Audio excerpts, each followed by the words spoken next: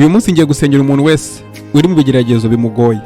Ushobora kuba ufite ibigeragezo mu rushako rwawe, ushobora kuba ufite ibigeragezo mu kazi ukora, ushobora kuba ufite uburwayi bwakubereye ikigeragezo, ushobora kuba ufite ubukene, ufite ubushomeri, mbese ubuzima bwawe ari ibibazo.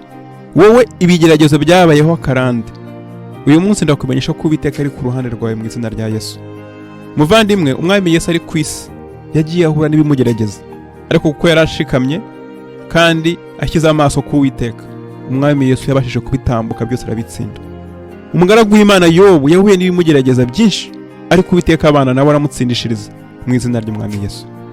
Uyu munsi ndakumenyesha yuko Uwiteka yiteguye kugutabara, yiteguye kugutandukanya n'ibikurwanya, yiteguye kugutandukanya n'ibikuzitira, byose bigakurwaho mu izina ry'umwami Yesu.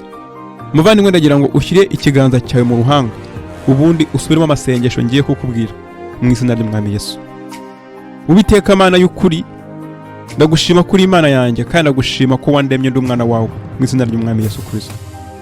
Mana yera, Mana y'urukundo, wandemye ufiteho umugambi, kandi umugambi mwiza. Uwiteka ndakwinginze ngo ibigeragezo byose biri ku buzima bwanjye ubikureho mu izina rya Yesu Kristo. Uwiteka ndakwinginze ngo uvuguruze imigambi y'umwanzi ku buzima bwanjye mu izina rya Yesu. Uwiteka ijambo ryawe rirambwira ngo nta mbaraga z'umubi zahagurukiye kundwanya zizagira icyo zikora, kandi nta rurimi rumvuga ibibi ruzagira icyo rugeraho. Niyo mpamvu nkwinginze Uwiteka ngo imbaraga z'umwijima zose zahagurukijwe kungerageza, imbaraga z'umwijima zose zahagurukijwe kungirira nabi, zitatane zikwiriye imishwaro mu izina rya Yesu. Abarozi bose barwanya ubugingo bwanjye batatane mu izina rya Yesu. Abapfumu bose barwanya ubugingo bwanjye batatane mu izina rya Yesu.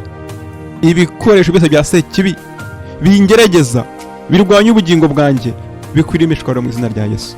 Uwiteka ndakwinginze ngo ubuzima bwanjye uburindire muri Kristo Yesu, ubuzima bwanjye ubutwikirize amaraso ya Yesu Kristo mu izina rya Yesu.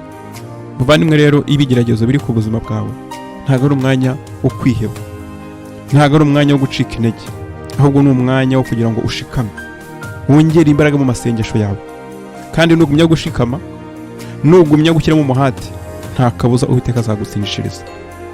Uwiteka ndagushima ko uri Imana yanjye mu izina rya Yesu. Nsaba uyu muntu wese mwami ufite ibimugoye bimugerageza ngo umugirire neza mu izina rya Yesu. Uwiteka Mana y'ukuri, nsabiye abantu bose bafite ibigeragezo mu rushako, abantu bose barwana n'intambara mu rushako, abo bose ndabasabiye Uwiteka ngo bagirire neza mu izina rya Yesu. Uwiteka, nsabiye abantu bafite ibigeragezo mu byo bakora, Uwiteka ndakwinginze ngo batabare mwami, ubagirire neza mu izina rya Yesu.